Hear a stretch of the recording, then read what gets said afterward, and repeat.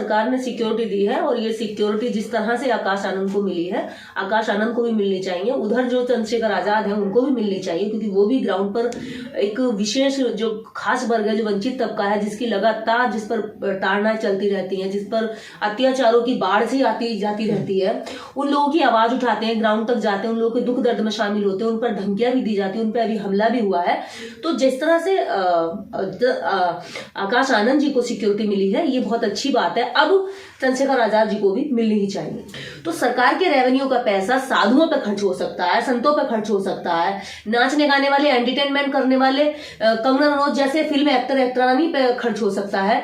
तो फिर इस देश के अंदर जो आवाज उठाते हैं, जो लीडरशिप करते हैं, जो ग्राउंड पर लड़ते हैं, जो आगे बढ़ाने के लिए उस सोसाइटी का हाथ पकड़कर संघर्ष करते हैं, जिसको हजारों वर्ष पीछे दबा के रखा गया, तो उनको सिक्योरिटी मिलने में इतना दर्द क्यों है? मुझे नहीं लगता कि आकाश आनंद की सिक्योरिटी का विरोध करना चाहिए। इसको बधाई देते हैं हम सरकार को कि आकाश आनंद को सिक्योरिटी दी। इसी तरह से चंद्रशेखर को भी सिक्योरिटी मिले और इस देश के अंदर जो इस देश में काम कर रहा है, जो देश की तरक्की के लिए काम कर रहा है, उन सबको सिक्योरिटी मिलनी चाहिए। इसमें क्या दिक्कत है? नमस्कार, मैं उमदेव। आज हम हैं दिल्ली में, हमारे साथ है दीदी निर्देश जी।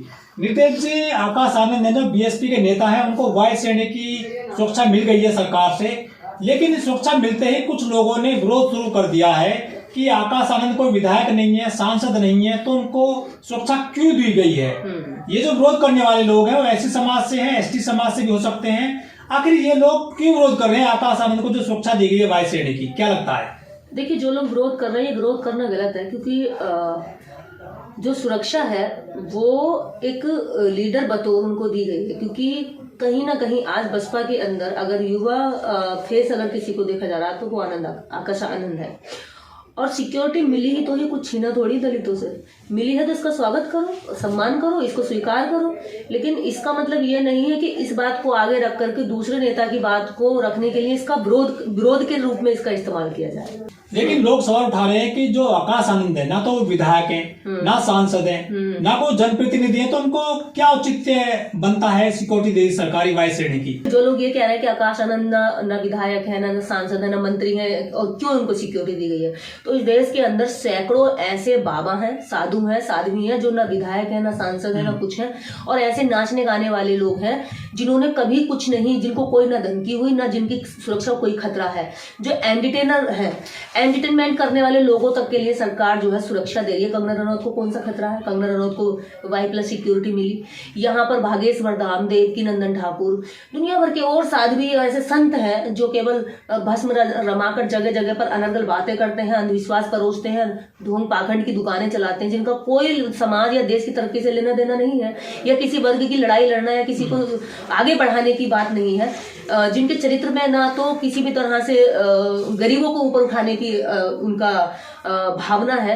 ऐसे लोगों को सिक्योरिटी मिल रही है, ऐसे साधुओं को सिक्योरिटी मिल रही है, संतों को सिक्योरिटी मिल रही है, तो आकाश आनंद को सिक्योरिटी मिलने में इतना परेशानी क्यों है? आकाश आनंद को सिक्योरिटी मिली है इस देश के अंदर जो भी लड़ाई लड़ रहा है, जो देश के अंदर गरीबों की, शोषितों की, पीड़ितों की, वंचितों की लड़ाई लड़ रहा है, उनके मुद्दे उठा रहा है, उनके दर्द में शामिल हो रहा है, उन लोगों को सिक्योरिटी मिलनी चाहिए। इसमें क्या दिक्कत है? लेकिन ज्यादा सुरक्षा जो दलित समाज है उसको मिलनी चाहिए या फिर नेताओं को मिलनी चाहिए? जो दलित समाज हो तो बहुत असुरक्षित महसूस करता है, उन पे हमले होते हैं, बहन बेटियों पर मर्डर कर दिए जाते हैं। अभी जो है उत्तर प्रदेश के रामपुर में जो लड़के का मर्डर कर दिया गोली मार करके, ऐसे लोगों को ज्यादा सुरक्षा की जरूरत क्या आपको नहीं लगती? देखिए, उन लोगों की जो सुरक्षा है वो कानून करता है, और कानून को सही तरह से लागू करने वाले लोग, लागू करने वाले नेता और राजनीतिक दल, उनमें ईमानदारी होनी चाहिए। तो आम जनता की सिक्योरिटी के लिए ऑटोमेटिक संविधान इतना ताकतवर और इतना पावरफुल है कि हर प्रत्येक नागरिक की सुरक्षा करता है, चाहे वो दलित हो, चाहे वो सवर्ण हो,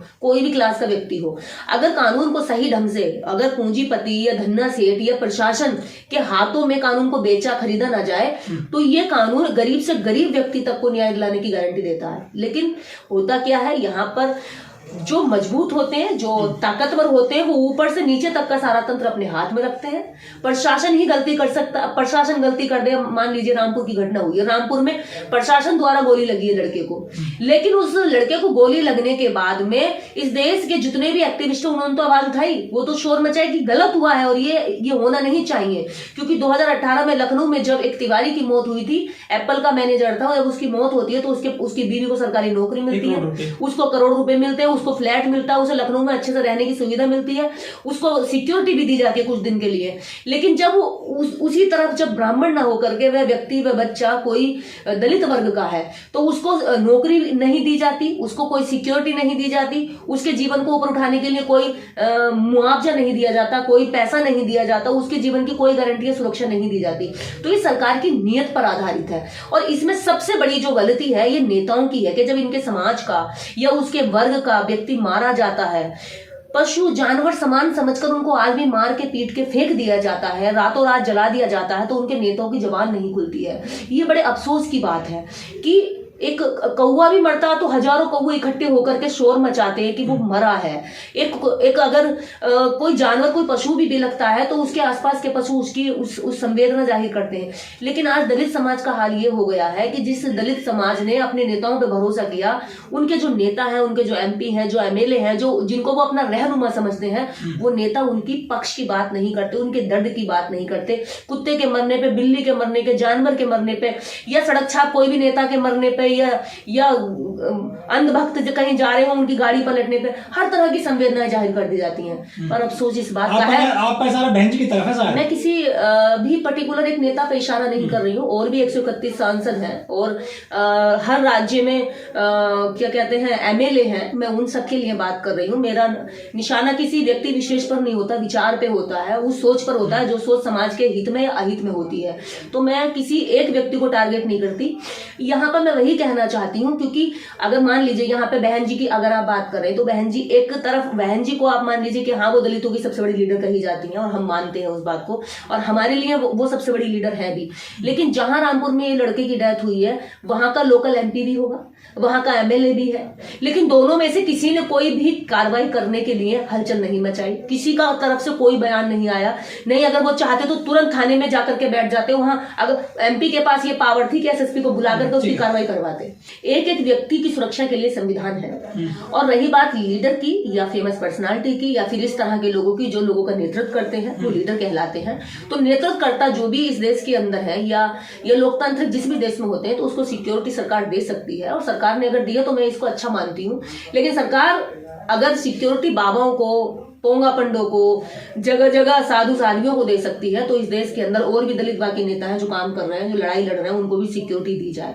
इसी बहाने आज एक बड़ा सवाल ये खड़ा होता है, आकाश आनंद जी को सिक्योरिटी मिली है तो अब चंद्रशेखर आजाद जी को भी सिक्योरिटी दी जाए। हम जैसे हजारों लोग इस देश के अंदर जो काम कर रहे हैं, हम कह रहे हैं हम हजारों को मत दो सिक्योरिटी, लेकिन कुछ चुनिंदा लोग जो वास्तव में जिनकी जान को खतरा है, हम लोगों के पास दिन भर कितनी थ्रेट्स आती है, कितनी गालियां आती है, कितनी धमकियां आती है। अगर अभी मैं साध्वी बन करके गेरुआ चेला पहनकर जगह जगह मैं कथाएं कर रही होती, मैं जगह जगह राम लीलाएं कर रही होती, मैं पोंगा पंडों की तरह अंधविश्वास लोगों को दे रही होती, मैं कहानियां सुना रही होती, मैं लोगों की पर्चियां खोल रही होती, तो आज निर्देश को भी सिक्योरिटी मिल गई होती। लेकिन मैं क्या समाज को सही दिशा में ले जाने के लिए अपना सर्वत्र लुटा रही हूँ, इसलिए सिक्योरिटी नहीं, मेरे तो और ऊपर से खतरे के खतरा, आम जनता की जो सोच है उसमें तो खतरा है ही, प्लस सरकार से भी हम लोगों को कोई सुरक्षा नहीं होती है। जब चंद्रशेखर पर हमला हुआ था, फायरिंग की गई थी, कुछ लोगों ने कहा था कि ये स्टंट है जिससे कि सुरक्षा मिल जाए सरकारी। चंद्रशेखर के लिए ऐसा बोला गया था, लेकिन उनको आज तक भी जो है इस तरह की जो भारी भरकम सुरक्षा नहीं मिली है आज तक भी चंद्रशेखर को। इसके पीछे क्या मानती हैं आप? क्या खतरे में नहीं है उनकी जान, या वो फिर भीम आर्मी चलाते हैं, बहुत बड़ा संगठन चलाते हैं, इसलिए उनको जरूरत नहीं सुरक्षा की? वो बड़ा संगठन चलाते हैं और उनके पास हर वक्त खतरा है, क्योंकि मैं जानती हूँ, मैं अपने खतरे को देखते हुए इस बात को कह सकती हूँ। अगर चंद्रशेखर के लिए ये बात आ रही है कि भाई राजनीतिक स्टंट था या खुद पे गोलियां लगवाई या खुद से ही सब कुछ करवाया, तो मुझे ऐसा लगता है कि कोई भी नेता इस आलोचना या उस बुराई से नहीं बचा है। खुद बहन जी नहीं बची हैं। जब बहन जी के ऊपर गेस्ट हाउस कांड हुआ था तो लोगों ने कहा कि बहन जी ने सिंपैथी लूटने के लिए खुद से करवाया होगा, कोई महिला अपने ऊपर इस तरह का हमला नहीं करवाती है। तो ऐसे ही कोई भी चंद्रशेखर इस तरह का हमला अगर करवाया है या नहीं करवाया है, लेकिन इस तरह के जो अनायास जो बातें हैं वो हर नेता के लिए होती है, क्योंकि लोग अपने अपने तर्क, अपनी अपनी बुद्धि के हिसाब से अपनी अपनी बात रखते हैं। दलित लोग कह रहे हैं कि ये जो है, जो वोट दिया गया है BSP का बीजेपी को, उसका प्रतिफल मिला है, बदले में सुरक्षा दी गई है आकाश आनंद को। BSP के जो विधायक ने जो है वोट किया है बीजेपी को राज्यसभा चुनाव में, ऐसा लोग कह रहे हैं। देखिए, मैं फिर वही कहूंगी, लोगों का काम तो अपने अपने हिसाब से आकलन करना है। अगर ऐसा है तो वो इसका प्रूफ दिखाएं। इसका प्रूफ दिखाएं। किसी के पास कोई प्रूफ नहीं होता है, अपनी बात रखते हैं। हाँ, मुझे ये नहीं पता कि राजनीतिक जो गठबंधन होते हैं, कुछ गठबंधन मात्र 2% गठबंधन ऐसे होते हैं राजनीतिक दलों के बीच के, जो आम जनता को पता चलते हैं या आप और हम उनको समझ या सोच सकते हैं। लेकिन 98% गठबंधन राजनीतिक दलों के अंदरूनी होते हैं, जिनको ना जनता समझ सकती है, ना जनता उन तक जा सकती है, ना जनता तक वो पब्लिश किए जाते हैं। तो ये एक ऐसी बात है जो केवल कयास लगाए जा सकते हैं। इस पर कोई तथ्य या सत्य आधारित ये बात मैं नहीं मानती। और जब तक किसी बात का हमारे पास तथ्य ना हो, प्रूफ ना हो या फिर ठोस वजह ना हो, तो ऐसा कहना भी बेकार है। एक तो होता है कि वो लोग निशाना बनाते हैं जो पार्टी के, जब पार्टी सक्सेस थी तब भी बुराई करते थे, जब पार्टी सक्सेस नहीं थी तब भी बुराई करते थे। एक वो लोग हैं जो आलोचना नहीं समालोचना करते हैं, ये सोच करके कि पार्टी को कैसे मजबूत किया जाए। मैं उन दोनों में से पहली बात उसकी करूंगी, क्योंकि मैं उस श्रेणी में आती हूँ कि पार्टी कैसे बचाई जाए, पार्टी को कैसे मजबूत किया जाए, दुश्मन से कैसे लड़ा जाए। अगर पार्टी में कुछ उसकी, मैं पार्टी की विरोधी नहीं, मैं पार्टी में जो डाउन करने वाली नीतियां हैं मैं उनकी समीक्षा कर सकती हूँ, क्योंकि मैं उसकी वोटर हूँ। तो जो एक तो है वो लोग जो समीक्षा करते हैं कि हाँ हमारी पार्टी, हमारा जिसको हम अपना घर समझते हैं, जिसको हम अपनी पार्टी समझते हैं, जिसको हम वोट देने के लिए सबसे मजबूत प्लेटफॉर्म मानते हैं या राजनीतिक लीडर के रूप में उनको चुनते हैं। तो ऐसी जगह पर एक तो है मेरे जैसे लोग जो ये सोचते हैं कि पार्टी को कैसे बचाया जाए, पार्टी की नीतियां कैसे मजबूत हो, पार्टी कैसे ग्राउंड पर जाए, पार्टी कैसे वोटर तक जाए, पार्टी कैसे वोटर के अंदर अपना विश्वास मजबूत और जमा कर रखे, कैसे वोट बैंक को और बढ़ाया जाए, कम न किया जाए। एक तो वो लोग ऐसी समीक्षा करते हैं। और कुछ लोग ये है कि जो पार्टी के विरोधी हैं, लेकिन पार्टी के अंदर चमचागिरी करके वहां से कुछ मलाई चाट ले, कुछ हद तक खा ले, पी ले, अपना व्यक्तिगत पेट भर ले और चापलूसी करके वहां से चले आए, निकल आए, क्योंकि जैसी काम बनता है चापलूस दूसरी तरफ चला जाता है। तो एक तो चापलूसों की बात हुई, एक तरफ हुई उन लोगों की बात जिन्हें चापलूसी नहीं, जिन्हें सच बात करनी है। तो सही बात करने वाला आप समझ लीजिए कि जब एक बच्चा दारू पीता है तो पड़ोसी देखकर हंसता है कि देख दारू पी रहा, और उसकी 4 लोगों में जाकर बुराई करता है। लेकिन जब एक बच्चा दारू पीता है, उसका पिता देख लेता तो वो हंसता नहीं है ना, छोड़ के आता, उसको पकड़ के लाता, घर में लाके कूटता है, पीटता है, समझाता है, नहीं मानता है तो उसको सजा देता है। तो ऐसे ही है। एक तो वो समीक्षक लोग हैं जो वास्तव में पार्टी को जिंदा रखना चाहते हैं, बचा के रखना चाहते हैं, मजबूत करना चाहते हैं, वोटर तक और पहुंचाना चाहते हैं। एक वो लोग हैं और वो दूसरे लोग वो हैं जो चापलूस, जो पार्टी को सुधार या पार्टी को मजबूत या पार्टी को बचाने से उनका कोई तात्पर्य नहीं है। उनका तात्पर्य इतना है कि चापलूसी करने से कुछ हासिल हो जाएगा। तो हासिल करने वाले लोग चापलूसी में लगे पड़े हैं। और ये वक्त फिर से दोहराया जाएगा और ये वक्त याद रखा जाएगा। पीढ़ियां पूछेंगी कि जब पुरखों की बनाई पार्टी बर्बाद हो रही तो तुम क्या कर रहे थे। तो हमारे पास तो एक जवाब होगा कि हम लोगों का विरोध झेलकर भी सही बात को सही बोल रहे थे। हमारा मकसद हमारी पार्टी को बर्बाद या कमजोर होते हुए देखना नहीं है। हमारा मकसद ये है कि जब इस देश के अंदर राष्ट्रीय स्तर की 3 नंबर की पार्टी बसपा थी, तो आज राष्ट्रीय स्तर पर नंबर 1 तक कैसे पहुंचे, उसको वहां देखते हुए हमारी आंखों में सपना है। और उसको देखने के लिए पार्टी में कुछ नीतियों की बदलाव की जरूरत है, कुछ सुधार की जरूरत है, जिसके लिए समाज में लोग आवाज उठाते हैं। कहते हैं ना, मुर्दा बोलता नहीं है, मुर्दा हिलता डुलता भी नहीं है, मुर्दा चलता भी नहीं है, मुर्दा उफ भी नहीं करता है, मुर्दा कुछ कहता भी नहीं है।